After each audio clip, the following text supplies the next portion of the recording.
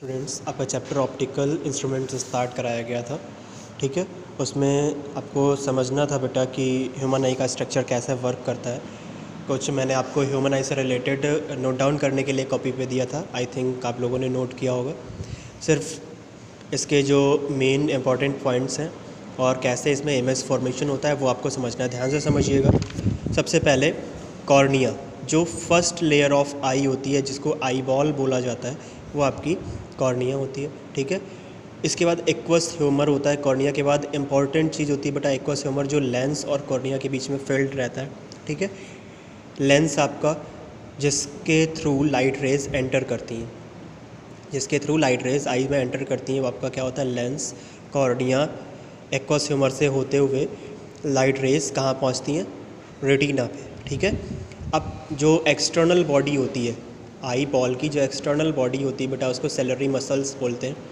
ठीक, आइरिस की अगर बात करते हैं तो आइरिस का वर्क क्या होता है बेटा, सिंपल सा अगर आइरिस का वर्क समझोगे तो नॉर्मली एक एग्जांपल देते हैं। आपने बहुत सी मूवीज़ देखी होंगी, उनमें आपको दिखाया जाता है कि जो रॉबर्स होते हैं उनकी एक आइज़ पे वो लोग अपना ब्लैक कलर का कपड़ा लगा के रखते हैं, एक आइज़ ओपन रखते हैं। ये ऐसा क्यों होता है?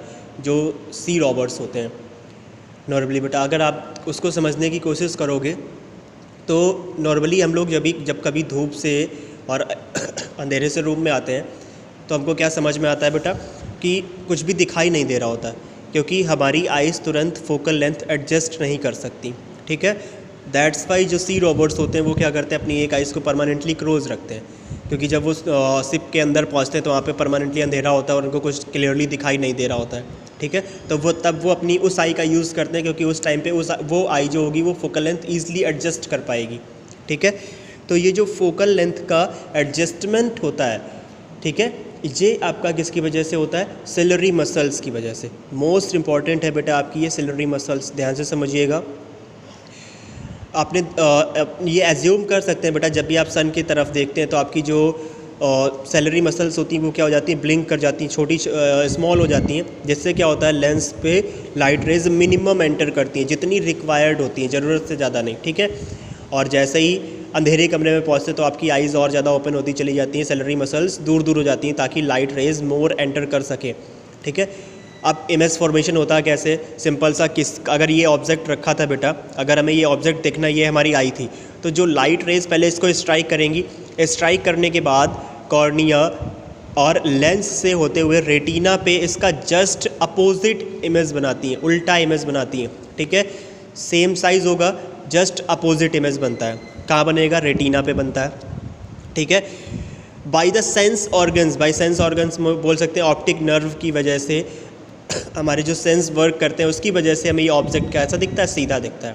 ठीक है, इमेज इसकी हमेशा, किसी भी ऑब्जेक्ट की इमेज जो रेटिना पे बनती है हमेशा बेटा अपोजिट इमेज ही बनती है। ठीक है, इसके बाद आते हैं दो इम्पॉर्टेंट टॉपिक हैं आपके, प्रेजिस्टेंस ऑफ विजन और इसके बाद था पावर ऑफ एकोमोडेशन। ठीक है बेटा, अगर प्रेजिस्टेंस ऑफ विजन की बात करते हैं तो the image persistence on retina about 1/3 second after the object which produced it is removed. बेटा अगर आप किसी ऑब्जेक्ट को देखते हैं तो वो क्लियरली तभी आपको दिखता है कितने सेकेंड में, 1 सेकेंड के 10th पार्ट। अगर किसी सेकेंड का 10th पार्ट दे दिया जाए, आप किसी चीज़ को देखना चाहते हैं, जैसे ही आपने आपकी बहुत दूर था, आप जब किसी भी आई की, नॉर्मली अगर बोल सकते हैं तो किसी भी आई की फोकल लेंथ एडजस्ट होने में कितना टाइम लगेगा, नॉर्मली 1/10 सेकेंड टाइम लगता है किसी भी ऑब्जेक्ट को देखने में। जबकि किसी ऑब्जेक्ट को देखने जाओगे बेटा, इतनी टाइम में किसी भी ऑब्जेक्ट की इमेज जो होती है वो रेटिना पे बन जाती है। ठीक है, इसमें प्रेजिस्टेंस ऑफ विजन में इम्पॉर्टेंट यही था। नेक्स्ट, पावर ऑफ एकोमोडेशन क्या होता है, on eye has property to being able from on the retina clear image of near by as well as distinct object.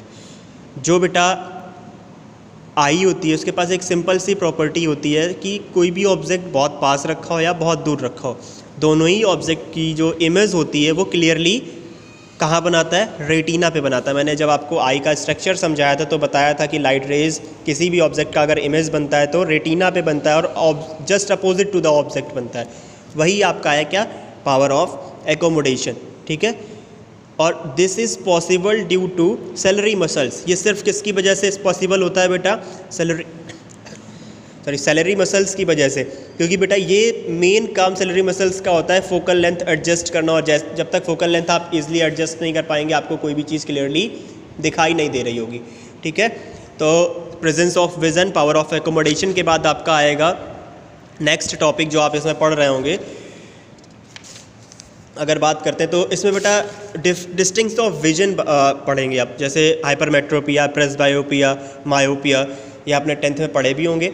अभी फ़िलहाल आपको सिर्फ इतना समझना है जो आई का वर्क था वो कैसे होता है, और presence of resistance of vision, और उसके बाद पावर ऑफ एकोमोडेशन।